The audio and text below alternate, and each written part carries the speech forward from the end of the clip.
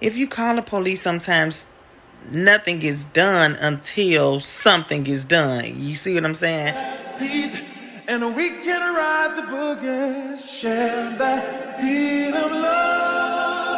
I wanna ride.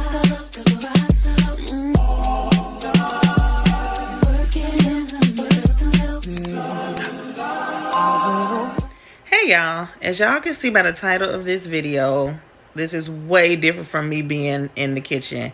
And obviously we are not in the kitchen. But I posted something in my community tab earlier regarding domestic violence. Over the weekend, guys, I have watched so many videos here on YouTube about domestic violence. And there were female victims, male victims, children. Like severely heartbreaking. Like, if you guys follow like the Twisted Crimes video, Evil Lives Here, like any type of channels like that, you guys know exactly what I'm talking about. Now, the reoccurring theme in like all of these videos have been, you know, people in relationships, and at some point things go sour, and then there are apologies, and then there's making up, and it's right back to the same thing. But every time it gets a little worse, like every time. And from the outside looking in, we can see all of these red flags, like all of them, like big highlighted neon red flags. But the person in the situation, it's like a mental thing. It's very mental, and they don't see it. They're in love. Prime example, I don't know if you guys watch Evil Lives Here, but there was an episode called A Special Place in Hell or something like that. The Faith Green story, where there was a gentleman who was in prison. Her father advocated for him to get out of prison, and he started dating her. Now, they knew each other before he went to prison, but they were like way young or whatever. So they kind of just rekindled this situation, and they had 2 children. She already had 2 children prior.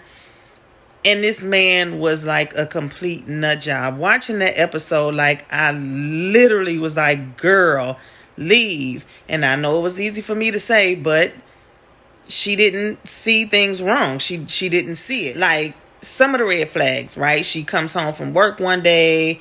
I think after they had an argument or something, she comes home from work. The house smells like gasoline. Gas. He had the stove turned on to where it was all the way turned where nothing but gas was coming out, and he was in there with their children, and she just turned the stove off. She fussed about it, but he said, oh no, the baby must have did it. And she said she knew that her child would not even touch the stove, but she let it go.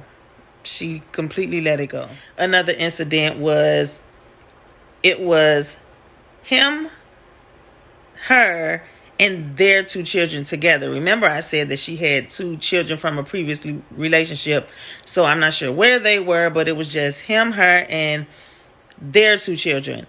And at dinner, he made a comment how he wished it was just the 4 of them. Now, if that's not a red flag, like seriously, you knew that this woman had children before you start dealing with her. And if you're going to deal with a woman with children, you have to love those children as your own. Vice versa. If it was a woman and a man who had children, you love those children and you care for those children as if you would do your own. So to make a comment like that is like, dude, really? Really? But all she said was, you know, I have children, and she stayed. Fast forward, long story short, guys, if you have not seen it,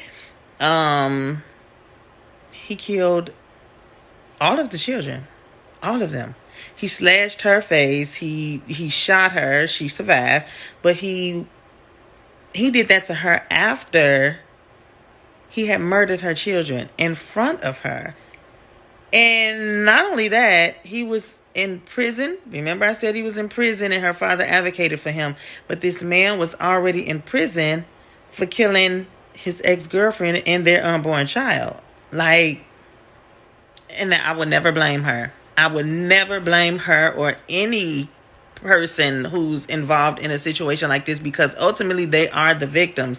It's just a matter of knowing when to walk away, learning how to pay attention to the red flags. I understand that, like, love is blind and people tend to stay in those type of situations, and it can really lead to something very, very tragic.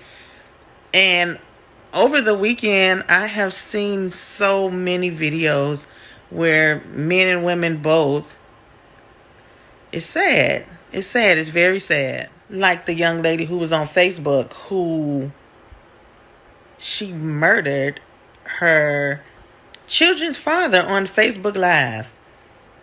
Facebook Live. She saw him inboxing other females and everything like that. Like, if you feel like you're in a situation and you're being treated a way that you should not be treated and you know you deserve better, then leave. I don't know why a gun was brought into that situation. That man had just walked into the door. He was getting ready to leave. She antagonized him and was saying murder scene, murder scene.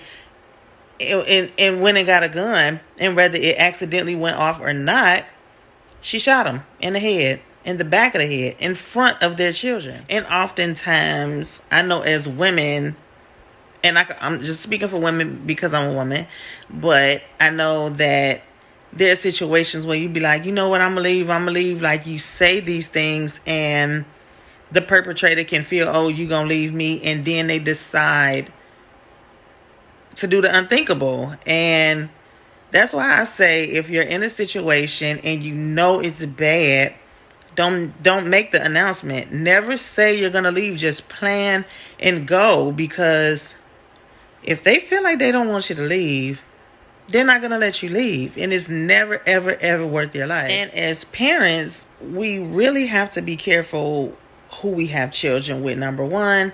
And if those relationships don't work, then we have to be careful with who we have around our children also, because I mean, it's scary out here. It is 2023 and it's getting worse. I remember being a kid and my mom used to always say, oh, it was bad when I was growing up, but it's worse now. And now I hear myself saying the same thing to my son. Like, it's crazy out here. Like, you really have to be careful the type of people, the type of energy. You have to really be mindful of your association, because, like, even in the Bible, bad association spoils useful habits. Like,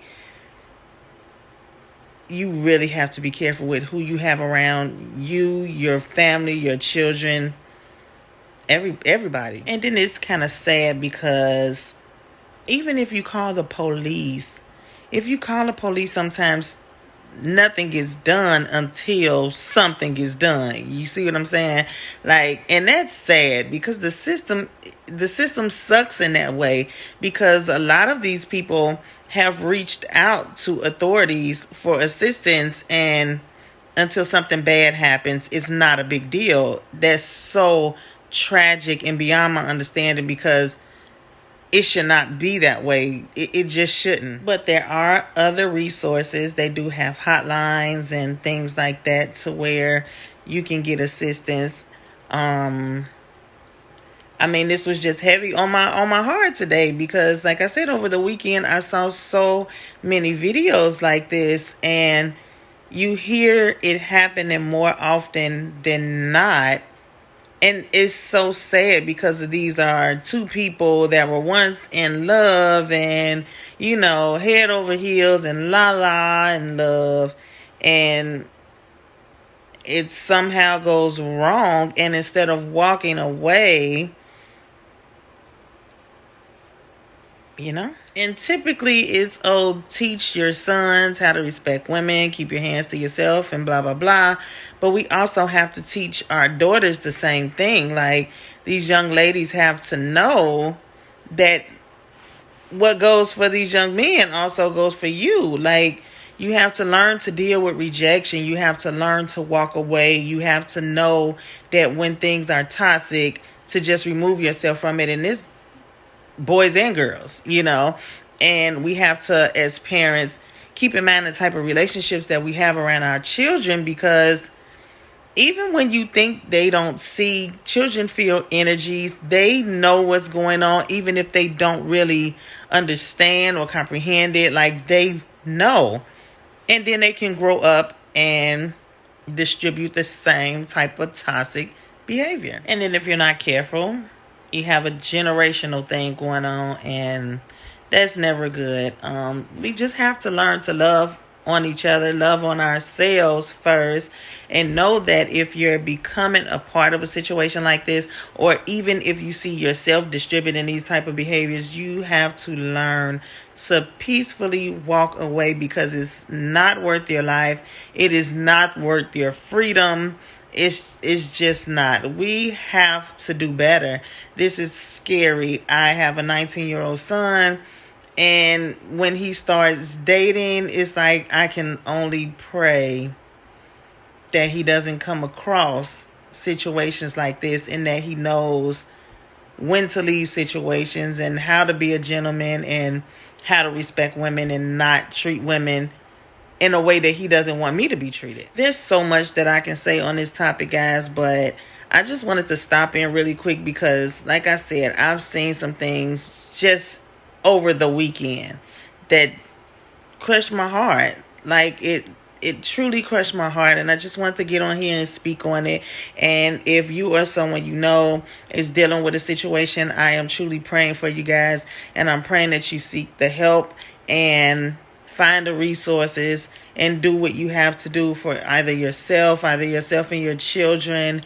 I just really hope the best for the situation, because this is some scary stuff. This is truly some scary stuff. And I just wanted to jump in and say that I want to speak to my supporters, because there's more to life than the kitchen, you know. But thank you guys for listening, and I look forward to seeing you guys in the next video.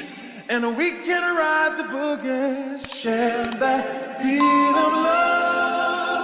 I wanna